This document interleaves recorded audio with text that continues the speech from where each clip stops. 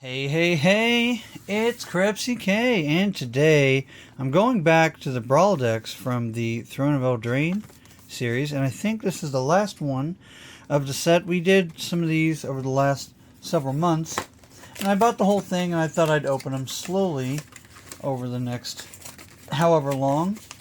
There we go, put the side here. And we have finally made it to the last one. Apparently, Syr Gwen is the last one that we're doing. Let's go ahead and carefully remove this face card. I know that didn't look very carefully, but that's better than bending up a good card. I like the foiling on it. It's got that nice straight line that you look for in Magic the Gathering foils. Y'all know what I'm talking about. Gorgeous, gorgeous straight line right there. Sorry, I have a trick to straighten it out. So actually, let's look at the face card and get this trash out the way. Let's look at the face card. See what it does. It's Mardu colors. Black, white, red, and 3 for 5/5 Vigilance, Menace, Human Knight. Whenever an equipped creature you control attacks, you draw a card and lose 1 life. Equipment you control have Equipped Knight 0. So, you can throw equipment on your knights for free. That's right. And with all the recent sets coming out, with all the equipment cards, I guarantee that's going to come in big handy. You know what I mean? Got the beautiful box. Red box. Good stuff. Same as any other, like, whatever deck box it comes with. It's got the beautiful card divider, which is nice. I actually use that to divide the cards for my sorting over there. My backstock. Got this beautiful spin down. Goes up to 40 on one side. 21 to 40 on one side. And, wow, 20 to 1 on the other. Got your spin down. Got your face card. Got your card divider. Let's get into the deck. I'm just going to thumb through the rares, because we all know what the knights are from Throne of Eldraine, assuming you played in that standard. Let's dig through these rares here and set the rares aside. There we go. Boom. These are the rares. And you're going to have the white equipment, the little 1-drop white knight, Bell of the Brawl, Falmer Knight's actually a decent card, Order of Midnight, Smitten Swordmaster. These 3 cards, if you wanted to play mono black knights, these 3 cards right here are wonderful. And then you've got Shieldbreaker's okay. Inspiring Veteran. This is why you want to run red and white, by the way. It's your Lord card. Other knights get 1/1.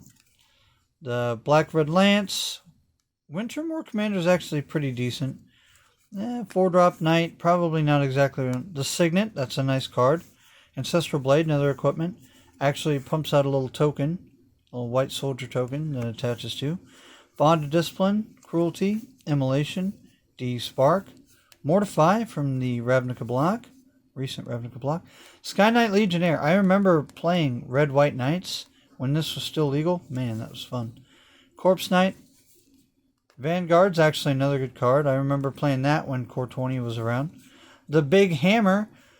Equip 8. Nah, son. Not if you're equipping it to a knight. It's 0. So you just put 10/10 and loses flying on a knight.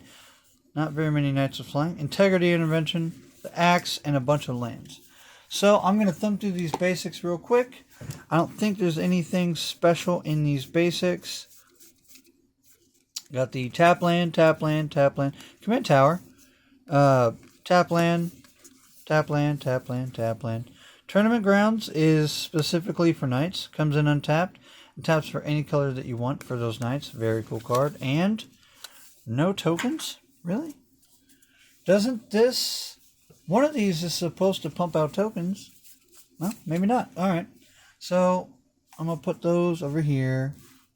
And those over there. Boop. Let's thumb through these rares. This is what everybody wants to see, right? Is it worth it? Knight's Charge. Whenever a knight you control attacks, each opponent loses a life and you gain a life. Little drain effect. That's wonderful. I love that. Usually you see that on vampires. Lose a life, gain a life. That's like an old vampire thing. That's why I call it drain. A lot of RPGs call it drain, stuff like that. You can pay a buttload of mana Sacrifice this, return all night creatures from graveyard to the battlefield. That's insane. That's pretty potent. The Silverwing Squadron, 6-drop star, flying vigilance, human knight. Power and toughness are equal to the number of creatures you control. When this attacks, create a 2/2 white knight. Creature token with vigilance equal to the number of opponents you have. Wow. Wow. That's solid. That's solid. That's solid. The Sky Blazer, 4-drop, 4/3. As long as it's your turn, it has flying. Whenever it attacks, you may pay 3. If you do, creatures, plural, you control get +X, +0 to end a turn, where X is the number of opponents you have. That's kind of nice. A little pump up based on the amount of people you're playing. Mace of the Valiant, 3-drop. It's 1/1 for each charge counter on Mace of the Valiant. And whenever it enters the battlefield under your control, put a charge counter on it. This is pretty nice if you're playing with that card that pumps out a bunch of tokens all the time. You just watch the counters roll up on this thing. Single combat, everybody sacrifices something, and then you're left with like one thing. I don't know. This was around War of the Spark. Not very many people played this. Midnight Reaper. I love this card. Whenever a non-token creature you control dies, deals 1 damage to you, and you draw a card. Wonderful. Wonderful card. Ooh, Knight of the Ebon Legion. If you played in Standard when this guy was around, you remember how potent this guy was. 1-drop, 1/2, and then on turn 3 you could start pumping it up. Game's Death Touch, and 3/3 till end of turn. And then at the beginning of your end step, if a player lost 4 or more life, put a 1/1 counter on it. Well, if you pump it once and swing, if they don't block it every turn after turn 3, then he's going to get bigger. Crazy. Crazy. Icon of Ancestry. Pretty much your lords. Is this a mana rock or the one that draws you cards? Draws you cards. Okay. So one of them is a mana rock and one of them, I don't remember which one. Anyway, Icon of Ancestry. You get a +1/+1 for chosen creature type, obviously knights. And you can pay 3, look at the top 3 cards of your library, reveal a creature card from the chosen type. So it draws you cards. It's just card generation. I drew a land. Doesn't matter. Icon of Ancestry will get you to another knight. Wonderful. Response Resurgence. Good card. 5 damage to attacking or blocking creature for 2. That's insane. And then creatures you control gain first strike vigilance. And then there's an additional combat following. Resurgence is insane. Response Resurgence is a very powerful card. If it's still like 50 cents, I highly recommend going and picking it up. Just because that first ability, 2 for 2, you can deal 5 damage to something. That's insane. I remember when a lightning strike was 3 damage. Godless Shrine. You got your shock land there. You pay 2 life. Boom. Enters untapped. You got a dual land. Very nice. And you have your scry land for the red-white. It's unfortunate this also wasn't a shock land, but they're not going to pump out shock lands for everybody for what was like $15 or whatever I paid for this back when it was fresh, back when it was in Standard, back when it was popular. People were buying these pretty cheap. I don't know what they cost now, but I bought these pretty cheap. Temple of Triumph.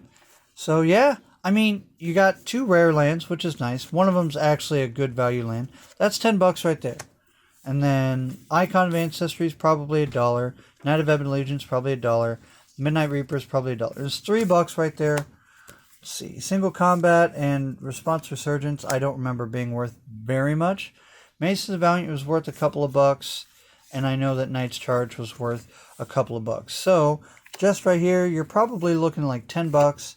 Plus the $5 face card, that's $15. And then all your commons and uncommons with the deck box and the counter and your card divider. You know what? If you pick this up for $15, $20, you're probably getting a good value. And it's pre-built. You can just shuffle up. You know, here's your quote-unquote commander. And if you're going to play commander, you add a couple more lands and a couple more cards.